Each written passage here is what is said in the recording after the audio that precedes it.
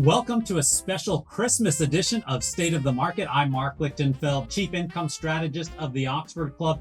Hey, give yourself a Christmas present. Subscribe to this channel so you'll never miss another video, including next week's year-end blooper reel. Best of all, subscribing is absolutely free, so go ahead and click that button now. Today, I'm going to talk about 3 stocks to look at. One that represents Christmas past, one that represents Christmas present, and the last for Christmas yet to come. First, the stock for Christmas past. This takes me back to a more innocent time, when I was a young, lonely lad at boarding school with my beloved sister Fan. Actually, I went to public school and I don't have a sister. But we will go back to my early days in the business when Intel, ticker symbol INTC, was one of the 4 horsemen of the technology boom in the late 90s, along with Microsoft, Cisco, and Dell Computer. Intel was the dominant chip maker back then. Today, it faces tough competition and is no longer in hyper-growth mode. But Intel isn't partying like it's 1999, it's very much in the 2020s. Next year, it will spin off Mobileye, one of the leading players in self-driving cars. This will bring in a ton of cash that the company will use to increase capacity and put Intel in the spotlight once again. The stock is trading at just 11 times trailing 12 months free cash flow, close to its lowest in years. You can see from this chart, Intel's valuation typically bounces higher from this level. Lastly, Intel pays a 2.8% dividend yield and has raised its dividend for 7 years in a row. Intel may represent Christmas past for this video, but I suspect investors will do well with it in the future. Next, a stock for Christmas present. Unfortunately, the Omicron variant has reminded us we are still in a pandemic. Merry Christmas. So, we're all going to be testing for a while longer. That's just one reason why I like Quest Diagnostics, ticker symbol DGX. Certainly, all of the extra testing people are undergoing is a windfall for lab testing companies, but let's face it, even without COVID, companies that perform diagnostics were doing just fine. The population is aging. In the United States, 10,000 people per day turn 65. And as we get older, we tend to require more healthcare services, especially tests. Quest is the largest provider of diagnostics in the world and services roughly 30% of all American adults every year. Next year, Wall Street assumes Quest revenue is going to be below 2020's pandemic numbers.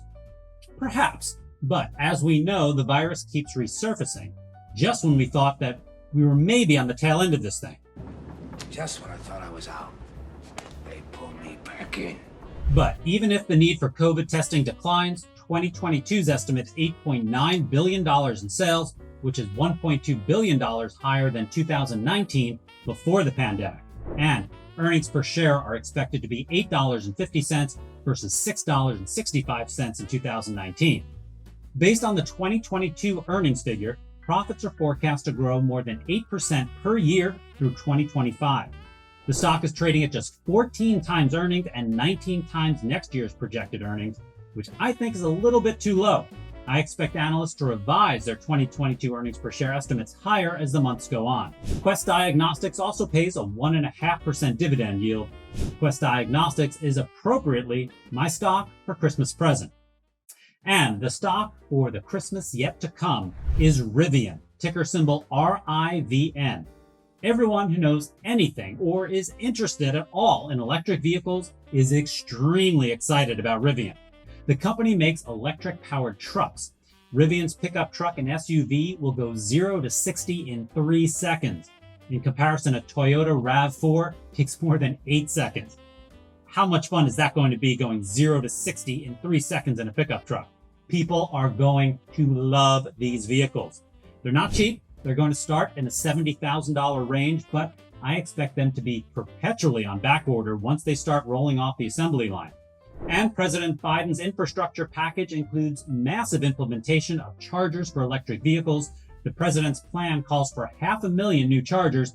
There are currently 43,000 in the United States.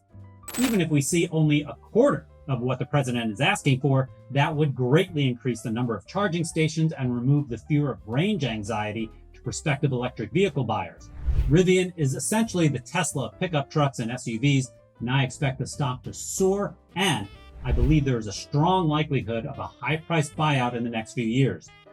Well, I hope Santa was good to you this year. Have a very Merry Christmas, and I will see you next week for the year-end blooper reel. And if you want to make sure the Christmas next to come is even better, be sure to check out my e-letter, Wealthy Retirement, for more stock ideas and wealth and income building tips.